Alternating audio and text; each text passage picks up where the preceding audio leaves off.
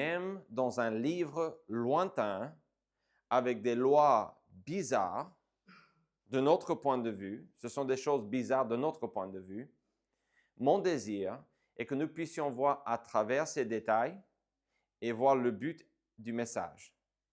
De voir que Dieu est en train de dire des choses, mais il le dit avec raison. Dieu n'est pas lunaire, ok? Il ne fait pas sa vie sur la lune, tandis que nous sommes ici sur la terre. Notre Dieu, il comprend exactement cette vie, c'est lui qui l'a créée. OK? Et donc, quand on étudie la parole de Dieu, et notre première réaction est de vouloir prendre de recul et dire, wow, ça c'est hyper bizarre. Alors là, c'est pas pour moi. Ça, c'était peut-être bon pour quelqu'un d'autre, mais pas pour moi. En fait, la première chose que l'on dit quand on parle du livre du Lévitique ou de Lévitique, et vraiment, les gens vont dire, ah, ça c'est un livre difficile. Alors là, bonne chance. Vraiment, j'ai parlé avec quelqu'un cette semaine et j'ai expliqué qu'on étudiait le livre du Lévitique et ce jeune homme a dit, wow, ça c'est un livre difficile. C'est la première chose qu'il a dit. J'imagine qu'il ne connaît pas beaucoup du livre, mais c'est la première chose qu'il a dit. Ou alors, on va dire, alors là, c'était une autre époque. Et là, on dit la même chose. Dans les deux cas, nous sommes en train de dire que le Lévitique n'est pas pour moi. Mais je veux vous dire, le livre de Lévitique est pour vous et pour moi. Si vous êtes un enfant de Dieu, et même si vous n'êtes pas un enfant de Dieu, Dieu, à travers ces pages, est en train de se révéler. Mais si je vous disais aujourd'hui que le Lévitique est fondamental pour votre vie avec Dieu, avec votre marche avec Dieu, et si vous découvriez que le but de ce livre va bien au-delà des interdits et des obligations. Donc, Dieu est plus qu'un Dieu qui dit non, oui. Alors là, oui, mais pas là. Dieu est en train de faire beaucoup plus que ça ici. Nous ouvrons une section de la Bible ici qui laisse perplexe beaucoup de gens. Devant ce livre, on dit, peut-être il faut le lire. Peut-être il faut juste lire quelques lignes et puis, en espérant qu'on ne doit jamais revenir à ce livre. On a un petit peu ça, c'est un petit peu ça notre opinion parfois de ce livre, mais mes chers amis, ça c'est pas le but que nous devons avoir vis-à-vis de ce texte. Donc, on a des histoires de listes d'animaux, excusez-moi, interdits. On a cette histoire d'accouchement, en Lévitique 12. Et après, on a 3 chapitres qui parlent de la lèpre et d'autres maladies infectieuses, contagieuses. Et comment il faut faire des quarantaines, comment il faut purifier, comment il faut faire ceci, cela, l'autre. Et donc, on a des choses qui semblent vraiment loin de nous, bizarres. Mais attention, si ça c'est votre opinion aujourd'hui, mon désir est de le changer à travers ce prêche. Pas avec ce que je peux dire, mais juste en vous montrant dans ce livre, dans ces chapitres qu'on va étudier aujourd'hui, juste vous montrer que ce que ce texte dit nous concerne aujourd'hui. Derrière ces étranges détails, Dieu révèle une grande vérité qui concerne directement la famille de Dieu aujourd'hui. Et quelle est cette idée qu'on voit ici? On voit en gros que si Dieu le dit, cela me suffit pour le personnaliser. Ce que nous voyons ici dans ce texte est vraiment ça. Pourquoi? Parce que Dieu donne des ordres, des commandements, des choses qui pour nous semblent bizarres. Mais peut-être il y avait dans le peuple de Dieu des gens qui ont dit, mais pourquoi est-ce qu'on doit faire ça? Mais enfin, pourquoi? Pourquoi on peut manger ça, mais pas ça? Pourquoi une femme, quand elle accouche, elle doit faire ceci, cela, l'autre? Pourquoi toute cette histoire avec les gens qui ont des maladies comme la lèpre ou autre? Pourquoi?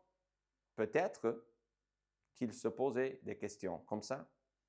Donc, derrière ces détails étranges, on a, je disais, cette idée, une vérité principale dans ce texte, et c'est quelque chose qu'on va voir, c'est bien que le but de la vie chrétienne, donc là, on parle de nous aujourd'hui, comme des gens à l'époque de ce livre, le but de la vie chrétienne est d'adopter, ou on va dire avant d'accepter, et puis d'adopter ce que Dieu dit. Ce n'est pas une foi aveugle, comme on dit, parce que Dieu va expliquer des choses ici. Il va donner des raisons. Et dans certains cas, on va automatiquement comprendre que quand on est malade, il vaut mieux pas être auprès de quelqu'un qui est malade. N'est-ce pas? Ça, on comprend cela. Mais il y a des choses ici qu'on ne comprend pas. Et donc, c'est pour cela qu'on a cette idée de vraiment prendre Dieu au mot. Ce qu'il dit, on accepte, on met en pratique, on va l'adopter. Les valeurs de Dieu deviennent nos priorités, ou la parole de Dieu devient notre valeur principale. Dieu dit des choses ici et il n'explique pas toujours chaque élément. Notamment dans Lévitique 11, on dit ça c'est un animal qui est pur, ça c'est un animal qui n'est pas.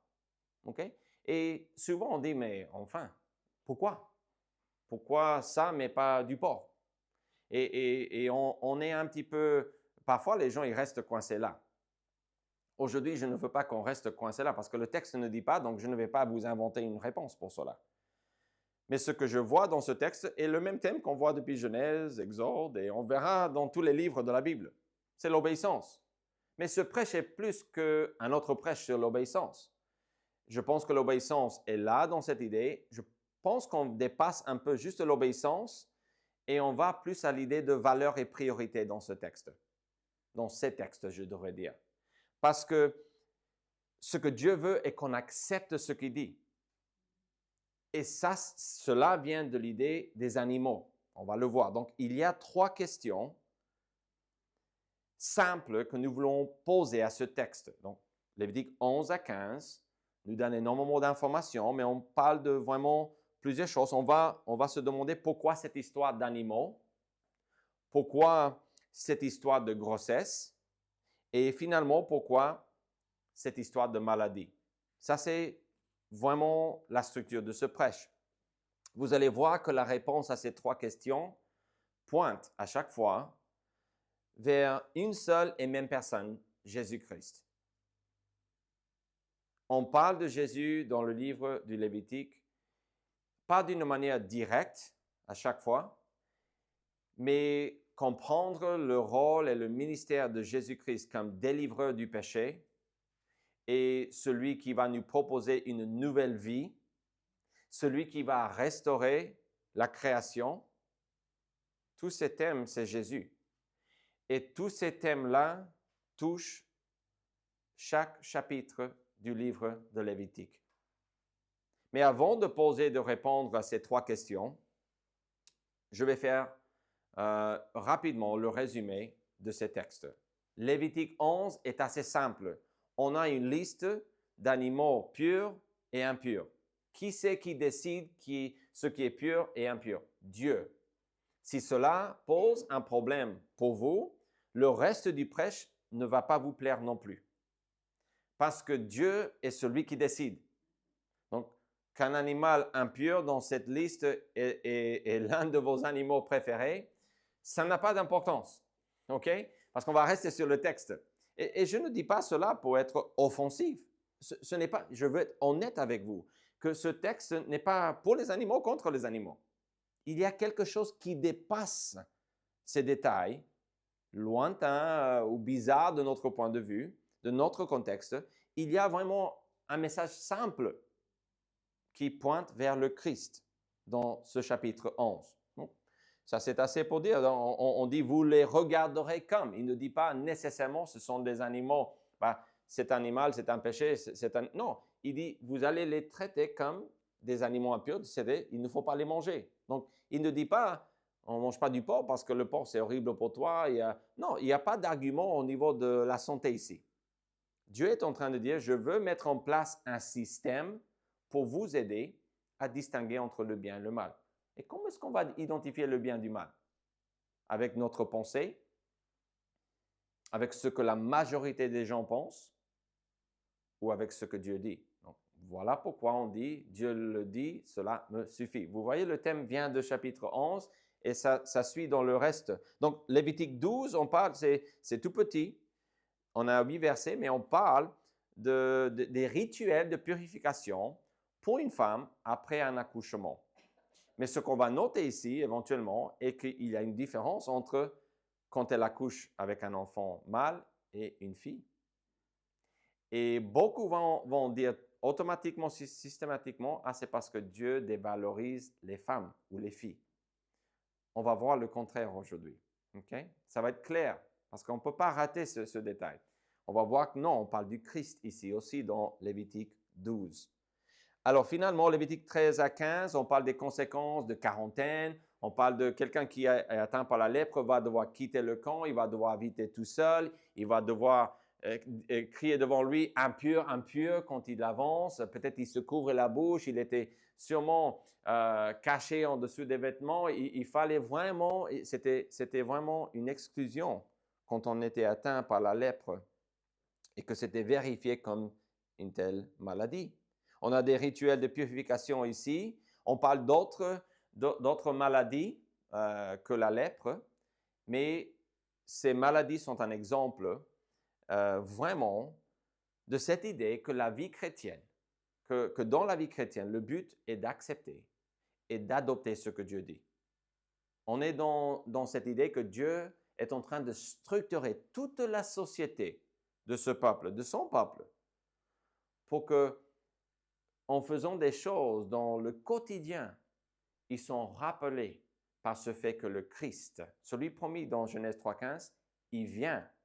Et il va faire plus que venir et nous donner une petite promesse, si on peut le dire comme ça, d'avoir une meilleure vie plus tard. Il vient comme celui qui guérit. Il vient comme celui qui peut toucher les lépreux. Matthieu 8. On n'avait pas le droit de faire ça. Il vient comme un enfant mâle qui va naître dans une famille juive et il va se soumettre à son Père, à la volonté de Dieu. Lui, Dieu le Fils, va faire avancer le plan de Dieu pour la rédemption du monde. Il va s'offrir sur la croix comme sacrifice à notre place. Donc, on a énormément d'images et surtout dans le chapitre 16 de Lévitique, on va revenir sur cette idée du sacrifice de Jésus parce que c'est immense comme thème dans ce texte. Donc, le but de la vie chrétienne est d'accepter et d'adopter ce que Dieu dit. Pour le découvrir, pour le voir ensemble, nous allons considérer 3 questions qui ont besoin d'une réponse. Quand on vient devant ce texte ou ces textes, on a quand même pas mal de questions, j'imagine, n'est-ce pas? Mais on va voir aujourd'hui qu'on va pouvoir, à travers ces 3 questions, mieux comprendre ce que Dieu est en train de faire ici dans ce texte. Regardons la première question ensemble. Pourquoi cette histoire d'animaux? Pourquoi est-ce que Lévitique 11 parle d'animaux? Peut-être vous vous posez cette question. Et la réalité est que cette première question, je pense qu'on peut dire rapidement qu'on parle d'obéissance. Parce que cette liste existe déjà. Par exemple, quand Noé, avec l'arche de Noé, on parle d'animaux qui sont purs et impurs. Mais on n'a pas la liste. Noé connaissait la liste parce que Dieu a partagé cette liste avec lui, apparemment. Mais dans le livre de la Genèse, on n'a pas cette liste. Dans le livre de Lévitique, on a cette liste. Alors pourquoi? Pourquoi un animal est pur ou impur? Dieu ne le dit pas, mais il nous donne des indices pour comprendre pourquoi il fait une telle chose. Pourquoi il fait une telle chose? Parce que cette obéissance que Dieu voulait, souvenez-vous, est basée sur sa parole. Si Dieu le dit, on doit le mettre en pratique. En fait, ce que les Juifs comprenaient, c'était ça. C'était que si Dieu dit que c'est impur, c'est impur. Parce que si on touche cette chose et on n'obéit pas ce qu'il dit, on va subir les conséquences. Dieu saura. Donc déjà, on voit que Dieu est en train de dire, je vais vous mettre à l'épreuve avec cette liste d'animaux. je vais voir si vous allez faire ce que je dis ou pas. Et ce n'est pas la première fois qu'on a cette idée de mettre à l'épreuve quelqu'un de la part de Dieu dans la Bible. En Genèse, on le fait aussi, n'est-ce pas? Et je pense que même l'appel de Moïse, en quelque sorte, nous apprend un petit peu que Dieu est en train de tester, d'appeler, de voir comment il va répondre. Et on a énormément de tests que Dieu lance pour son peuple. Donc, ce n'est pas nouveau, cette idée de tester comme ça. Mais le fait de distinguer entre l'impur et le pur est pour dire qu'il fallait accepter et adopter la parole de Dieu. Est-ce que Dieu a donné d'autres explications? C'est possible.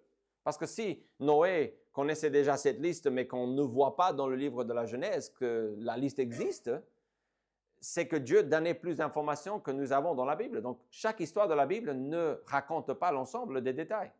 On a assez pour comprendre ce que Dieu veut avancer. Ça, il faut comprendre. On a des choses, des détails dans chaque histoire de la Bible que nous ignorons. Et ça, cela ne devrait pas nous déstabiliser. On doit nous confier dans le fait que Dieu nous a donné assez d'informations pour capter ce qu'il veut transmettre. Donc, ce n'est pas qu'on va voir tous les détails qu'on veut. Et on le voit ici, et en comparant cette idée de la liste d'animaux purs et impurs. Donc, c'est Dieu qui a établi cette liste d'animaux. Ce n'est pas Moïse, ce n'est pas les hommes, ce n'est pas la science ou autre, ce n'est pas l'opinion publique, c'est Dieu. Cette liste est de Dieu. Certains essayent de voir ou d'expliquer pourquoi ça, mais pas ça, mais le texte ne dit pas. On n'est pas dans la santé ici. Est-ce qu'il y a des aspects de santé? Peut-être, il peut y avoir, mais j'argumente que l'idée de Dieu ici n'est pas, bon, voilà comment je vais vous protéger, comment vous allez mener vraiment un repas et cette idée de manger d'une manière équilibrée comme personne d'autre le fait. Ce n'est pas ça l'idée qu'on a ici. Certains essayent de l'expliquer, de comprendre pourquoi, mais si la Bible ne dit pas, on va voir que il faut aller ailleurs, il faut chercher une autre chose. L'expression dans Lévitique 11, ordonnant de regarder certains animaux comme impurs, implique que les animaux en soi n'étaient pas de mauvaises choses. Regardez Lévitique 11, verset 4.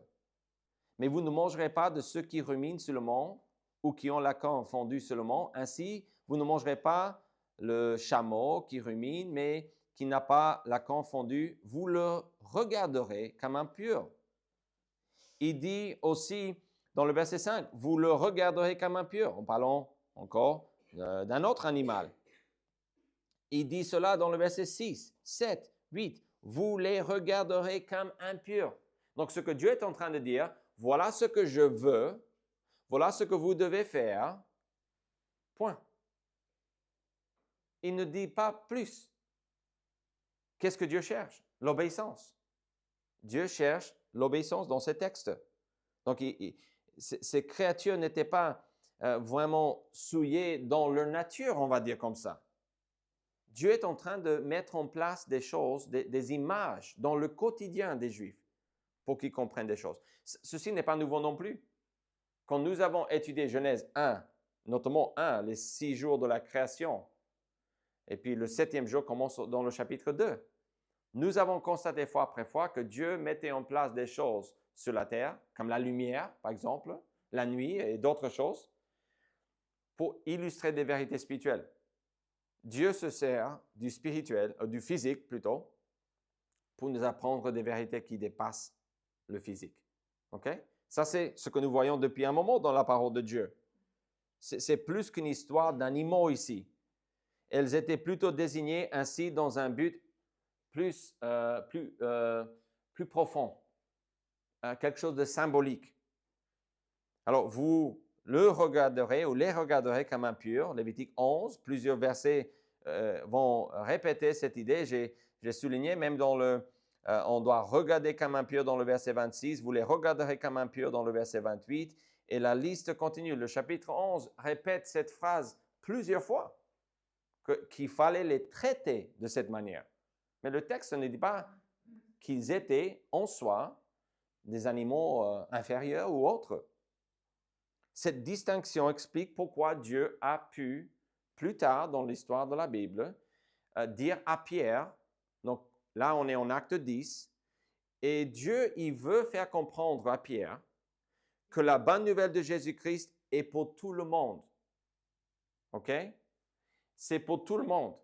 Ça, c'est important parce que Pierre galérait avec ça. Souvenez-vous, Pierre est un juif. Jésus était un juif. Et quand Jésus est venu, il avait déjà prédit dans le livre de la Genèse qu'à Abraham, il a dit, et en toi, toutes les familles de la terre seront bénies. Toutes les familles de la terre ne veut pas dire toutes les familles juives. OK? C'était tous les peuples, toutes les nations. Mais Pierre a du mal avec cette vérité quand l'Église a été fondée. Et Dieu l'envoie vers un païen. Et Pierre dit, oh là là, qu'est-ce que je vais faire? Parce que moi, je suis responsable d'une église qui est remplie de juifs. Et maintenant, je m'éloigne de mon église et je viens ici pour parler avec un païen et manger avec un païen. Je vais avoir des problèmes. Mais pour faire comprendre, dans Acte 10, 3 fois, Dieu va révéler dans une vision que Pierre devait se lever, tuer et manger des animaux qu'il voyait dans cette vision, mais c'était des animaux impurs. Des animaux qui figuraient sur cette liste ici de Lévitique 11, qui dit que c'est des choses qu'il ne faut pas toucher, c'est des choses qui ne doivent pas tomber sur vous, c'est des choses que vous ne devez pas manger, c'est des choses immangeables du point de vue de Dieu.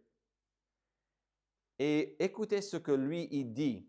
Donc, on n'a pas le temps de voir les visions et voir ce qu'il dit. Ça, c'est dans Acte 10.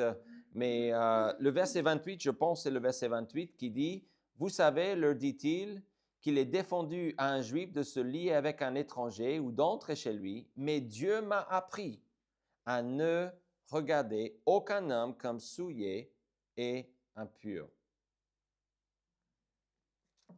Les visions qu'il a vues, il a compris que ce que Dieu voulait de lui, et comment est-ce qu'il a appris ceci? Il l'apprend dans Lévitique 11. OK? Lévitique 11 est vraiment la fondation pour que Dieu puisse apprendre à un leader, un dirigeant dans l'Église primitive, donc l'Église tout au début de son existence, après l'ascension de Jésus, la mort, la résurrection de Jésus-Christ, l'Église est là à ce moment-là avec la vie de Jésus-Christ. Et ce qu'il fait pour apprendre à Pierre ceci est cette histoire d'animaux. Donc, pourquoi cette histoire d'animaux? Obéissance? Absolument.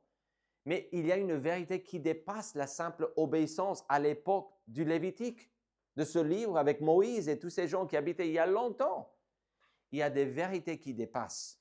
Et un exemple de cela, sans parler directement du Christ nécessairement, on parle de cette idée qu'ici, on emploie ce chapitre, ce texte pour nous parler de cette idée que la parole de Dieu est pour tout le monde. Cette distinction dans Lévitique 11 était pour que les gens comprennent que tous peuvent être sauvés. Donc, vous qui écoutez ce prêche aujourd'hui, la bonne nouvelle pour vous est que n'importe qui peut être sauvé.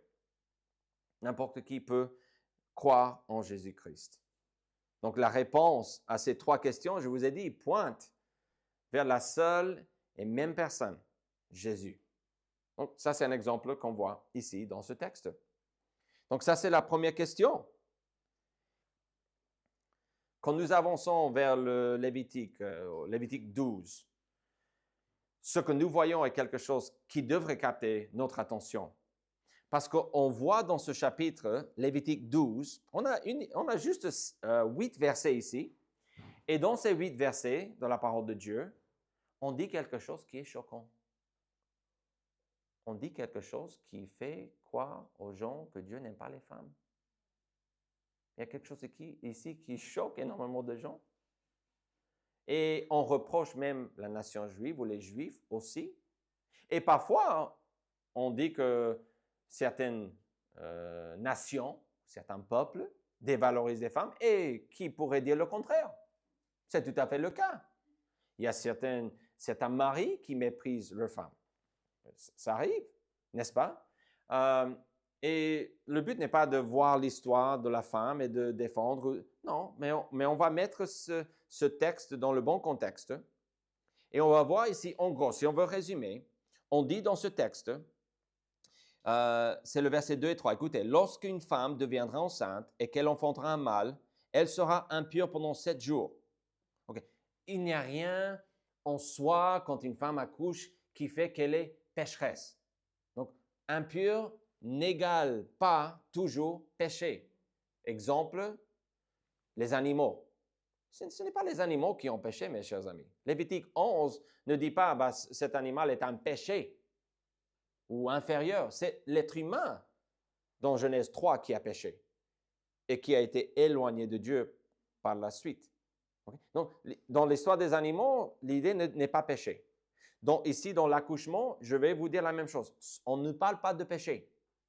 Oui, on parle des réalités qui existent parce que le péché existe, mais on n'est pas dans l'idée ici que accoucher est un péché ou que accoucher avec un enfant mâle est vraiment, c'est vraiment un truc qu'il ne faut pas faire. Ou une fille, par exemple. Non, on n'est pas dans cette histoire. Donc, verset 2 dit, 7 jours, elle sera impure comme au temps de son indisposition menstruelle.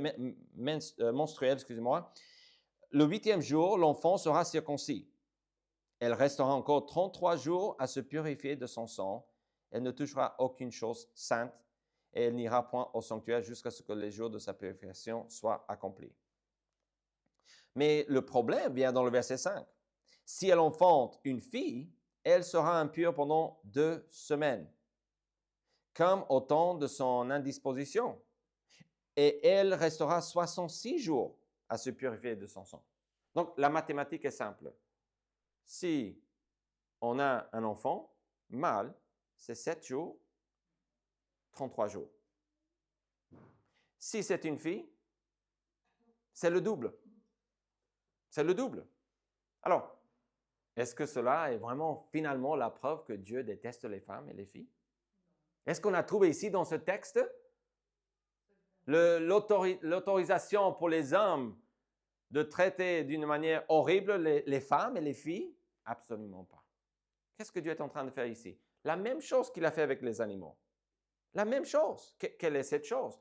Il est en train de mettre en place un système qui devrait capter notre attention. C'est un système qui était perpétuel. Donc, chaque jour, c'était comme ça. Les animaux restaient comme ça. C'était un système fixe. Pendant longtemps, c'était comme ça. Quand Jésus vient, il va changer cela. Donc, je vous ai dit que tout ça pointe vers Jésus parce qu'il va changer tout cela avec son sacrifice. Il va nous offrir le pardon des péchés. Mais l'histoire ici de grossesse qu'on voit ici, quelle est ou pourquoi cette histoire de grossesse? C'est pour nous faire penser à une seule chose. Vous savez comment les Juifs faisaient leur vie? Si on retourne dans Genèse 1 et 2, il n'y a pas de péché sur la terre, dans la race humaine. Le diable est déjà dans le mal. À un moment donné, on ne sait pas, mais dans Genèse 3, on voit qu'il va venir, il va tenter Adam et Ève, il va leur pousser vers le mal et ils vont céder. Et à partir de ce moment-là, Dieu lance une promesse dans Genèse 3 et le verset 15. C'est un texte que nous avons lu plusieurs fois. Je vais le lire en ce moment. Je mettrai inimitié. Il parle au serpent. Le serpent, c'est juste déguisement pour le diable ici. Il dit au diable, je mettrai inimitié entre toi et la femme, entre ta postérité et sa postérité.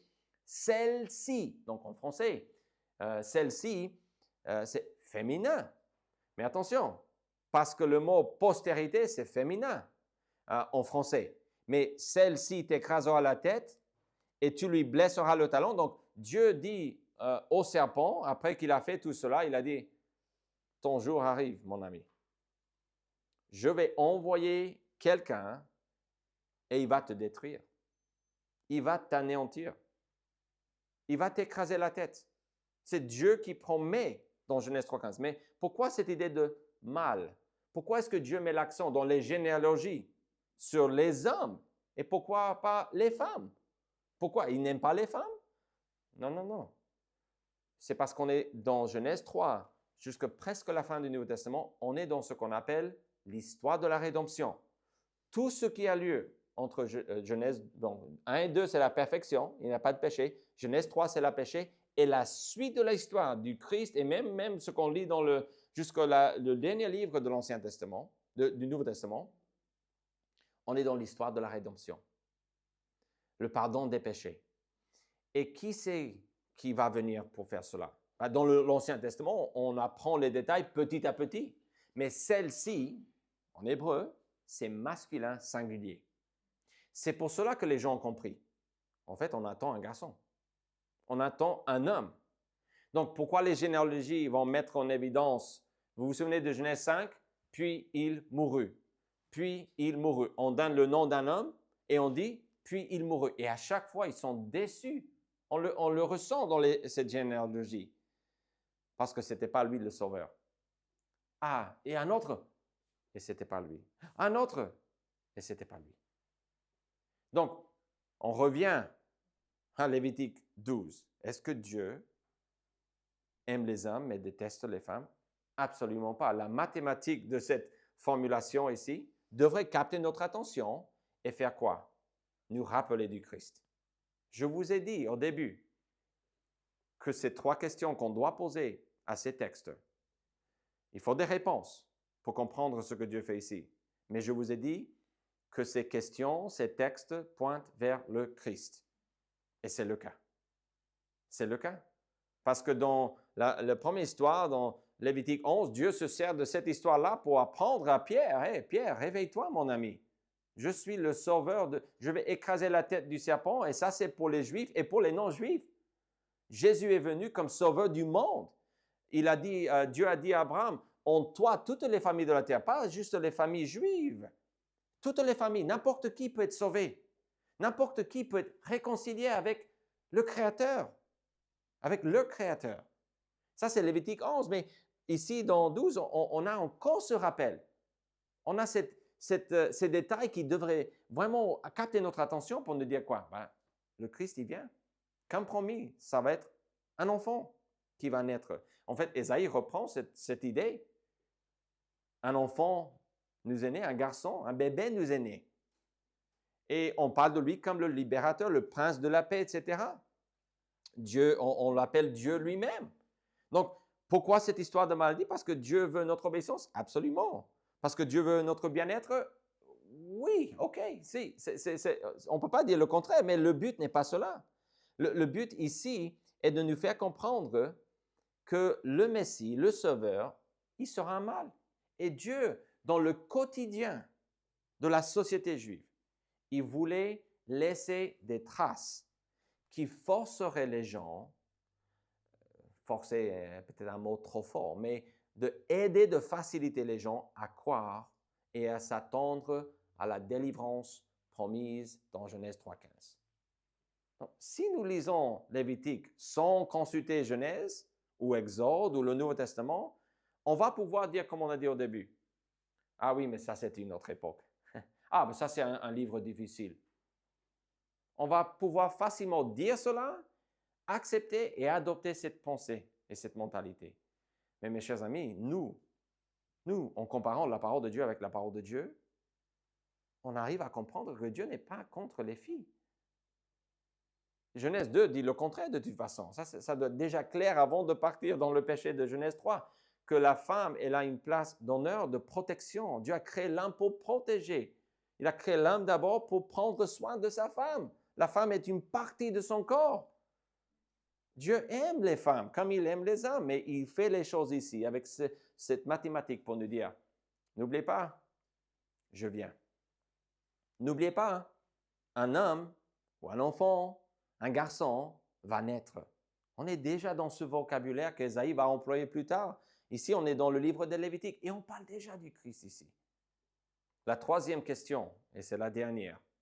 Donc peut-être si vous écoutez ce prêche, vous dites, oh, c'est bientôt la fin. Et c'est vrai dans un sens. On arrive pratiquement au bout. Mais pourquoi cette histoire de maladie? Et comment est-ce que cette histoire de maladie, parce que j'ai déjà avancé ceci pour la première et deuxième question, comment est-ce qu'on annonce le Christ? Comment est-ce qu'on voit le Christ à travers cette idée de parler de maladie comme ça? Enfin, on n'est pas venu ici aujourd'hui pour parler de la médecine, n'est-ce pas? Ça, c'est peut-être votre opinion, mais on va parler de ceci aujourd'hui. Pourquoi? Parce que cette histoire, ici on parle de lèpre et autres. Okay? On va juste résumer avec lèpre, mais il y avait d'autres maladies qui sont mentionnées ici, des infections au niveau de la peau, ça peut être dans une maison même, mais ce sont des infections qu'il fallait enlever, ou si on ne pouvait pas enlever, il fallait quitter le camp des Juifs. Il fallait vivre en dehors de la ville parce qu'on était contagieux, on était atteint par le mal. Mais encore une fois, comme avec les animaux et avec l'idée d'être enceinte comme une femme, c'est exactement la même chose avec ces maladies. Le fait d'être atteint par la lèpre ou autre ne veut pas dire que vous êtes plus pécheur que quelqu'un d'autre.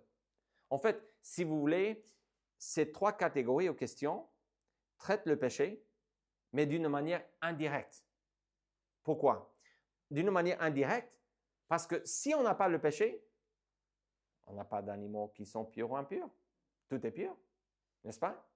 Si on a cette idée, si on n'a pas le péché, quand la femme accouche, il n'y a pas de problème. Parce qu'il n'y a pas besoin de se purifier après. OK? Donc, et c'est exactement ici. Si on n'a pas le péché dans Genèse 3, on n'a pas de maladie, on n'a pas de souffrance, on n'a pas la mort.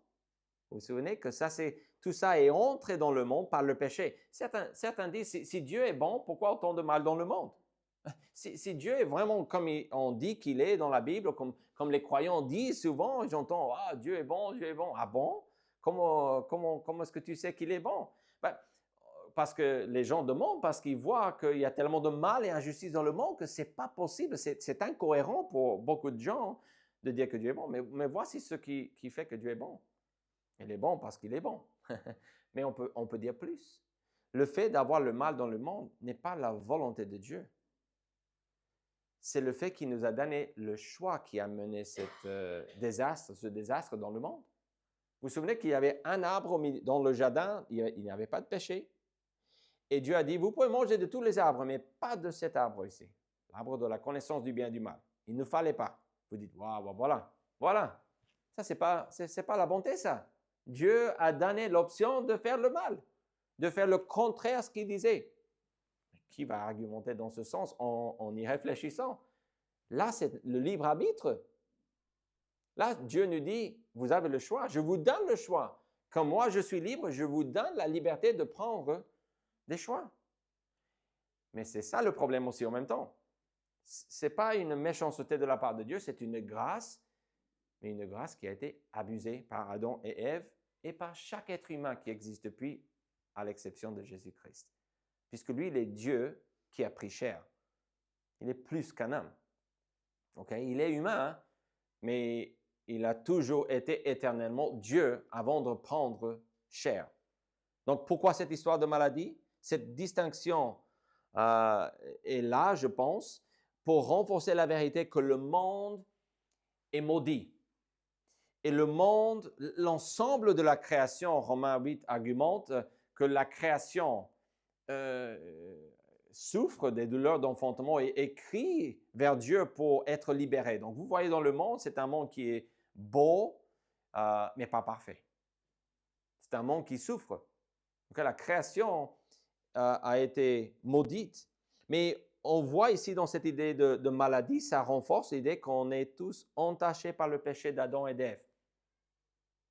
Et vous dites, mais comment est-ce que cela nous fait penser au Christ? Où est le Christ? Parce que c'est lui qui a été promis comme le délivreur de ce péché qui nous bouffe la vie, qui nous gâche la vie, qui fait qu'on peut dire, comme dans Genèse 5, puis il mourut. Puis il mourut. Fois après fois, on voit que la mort est là parce que l'homme a péché. Donc, on peut voir plusieurs choses rapidement par rapport au péché ici. C'est le péché qui a tout gâché. On n'a pas besoin de Lévitique si on n'a pas le péché. Purification, on n'aurait pas. Parce que, souvenez-vous, on est dans l'histoire de la rédemption ici. Genèse 3, jusqu'à presque la fin de l'Apocalypse, on est dans l'histoire de la rédemption. C'est le fait qu'on a besoin d'être sauvé, d'être pardonné par Jésus-Christ. Le péché est contagieux, tout comme ici, il devait vivre tout seul, il devait s'éloigner, il ne fallait pas les toucher, il ne fallait pas vivre dans la présence, il fallait qu'ils soient vraiment mis à part. Si une femme a couché avec un tel homme, ils se laveront l'un et l'autre et seront impurs jusqu'au soir. Donc, s'il y a une femme ou un homme dans cette histoire de chapitre 15 qui est impur, le contact avec cette personne fait que toi aussi tu es impur. L'idée est simple. Le lien entre ceci et le péché est assez clair. Le péché est à éviter à tout prix. Regardez le chapitre 13, le verset 44 à 46. La Bible dit, donc en parlant d'un homme lépreux, il est impur. Le sacrificateur le déclarera impur. C'est à la tête qu'est sa plaie. Le lépreux atteint de la plaie portera ses vêtements déchirés et aura la tête nue. Il se couvrira la barbe et criera impur, impur. Aussi longtemps qu'il aura la plaie, il sera impur. Il est impur. Il habitera seul. Sa demeure sera hors du camp. OK, énormément de choses ici, mais comment est-ce qu'on peut faire le lien entre ces maladies et cette description ici d'être en quarantaine, ou on n'a pas parlé de la quarantaine, mais il parle de le mettre 7 jours tout seul en quarantaine pour voir l'évolution de cette plaie, etc. Après, si on découvre que c'était vraiment la lèpre ou autre, il est exclu de la communion avec le camp, avec le peuple. Mais dans le livre de Matthieu, regardez avec moi Matthieu 8. Pourquoi est-ce qu'on parle de cette idée de péché quand on parle de la lèpre? Même si on sait que ce n'est pas dû à un péché direct, on décrit un monde qui est maudit. Mais dans l'Évangile selon Matthieu 8, la Bible dit, « Lorsque Jésus fut descendu de la montagne, une grande foule le suivit. Et voici un lépreux s'étant approché, se prosterna devant lui et dit, « Seigneur, si tu le veux, tu peux me rendre pur. » Jésus étendit la main, le toucha. Quoi? Comment est-ce possible que Jésus, touche un lépreux et qui reste pur? Dans l'Ancien Testament, souvenez-vous, Lévitique 13, 14 et 15, la règle c'était si tu touches, toi aussi tu es impur. Mais Jésus, souvenez-vous, il est le garçon promis, le roi, le prophète, le sauveur, le délivreur, le Messie, le Christ, c'est des synonymes. Promis. Jésus étendit la main, le toucha et dit, « Je le veux, sois pur. » Qui c'est qui sanctifie? Vous savez que dans le livre du Lévitique, j'ai noté, je ne sais plus combien de fois, 48, 36, je ne sais plus combien, on dit, « Je suis l'Éternel ». Et il parle aussi plusieurs fois, pas autant de fois, mais qui vous sanctifie.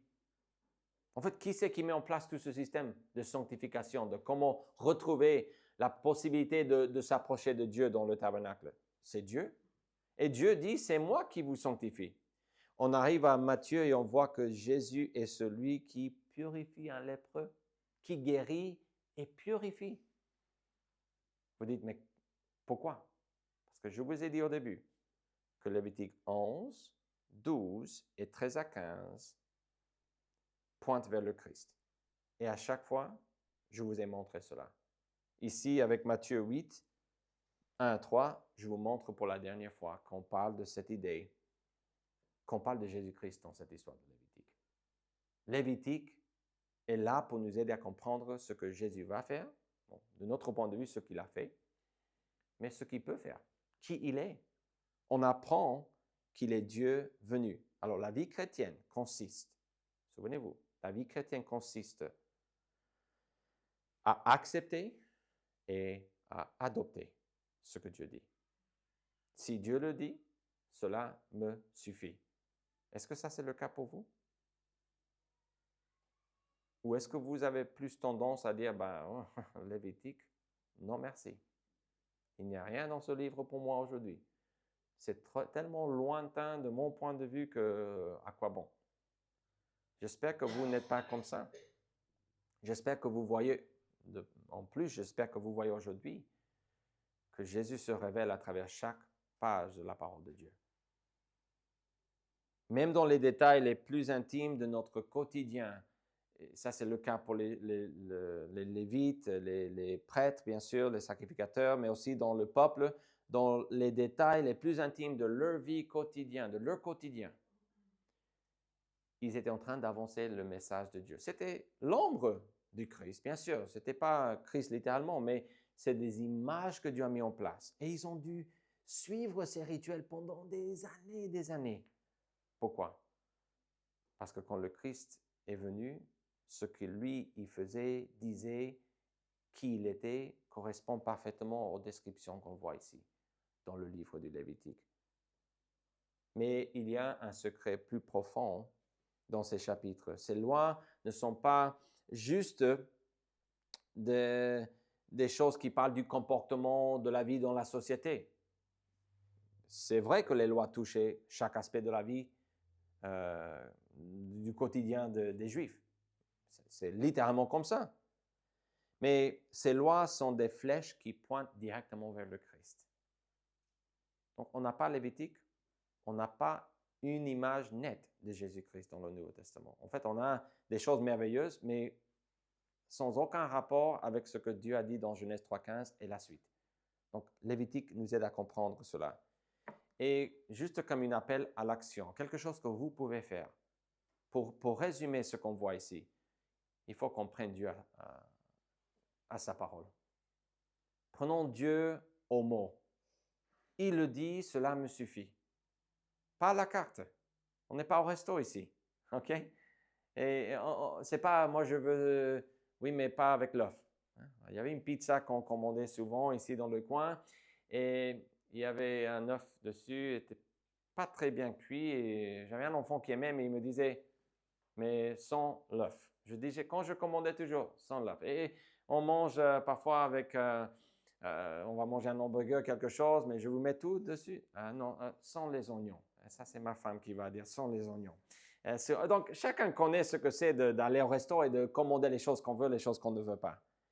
Mais prenons Dieu au mot, pas la carte. Pas la carte. Ça, c'est ce que ces gens ont dû apprendre dans leur vie. La rigueur des rituels n'était pas pour les rituels. C'était parce que le Christ venait et on allait voir qu'il est. Et je vois aussi quelque chose qui correspond directement à notre point de vue aujourd'hui. Parce qu'à l'époque, ils attendaient l'arrivée du Messie. Notre point de vue, il est déjà venu, mais il revient. Et il nous a donné des promesses d'une nouvelle vie en Jésus-Christ. Il nous a parlé de préparer une place pour nous dans la maison de son Père, qui va revenir nous chercher, il va juger le monde. Donc, qu'est-ce qu'on va faire en attendant? En attendant ce jour, qu'est-ce qu'on va faire? On va prendre Dieu au mot. On va faire ce qu'il dit. On va adopter ses priorités, n'est-ce pas? On va valoriser les choses que lui valorise, sa parole, l'Église et tout ce qui vient de ça. Pas l'Église pour l'Église, mais l'Église parce que Dieu l'a dit, cela me suffit. Colossiens 2,16 parle que personne donc ne vous juge au sujet du manger ou du boire ou au sujet d'une fête, d'une nouvelle lune, ou des sabbats. Donc ça, c'est contexte juif. Dans le Nouveau Testament, ici, on dit ceci, et parce qu'on explique, on résume tout ce que je viens de lire là. Donc c'est la loi, c'est Moïse, Exode, Lévitique, Nombre, etc. Parce qu'il explique, c'était l'ombre des choses à venir, mais le corps est en Christ. Ces choses ne font que pointer vers le Christ. L'Ancien Testament est là pour nous dire, il vient.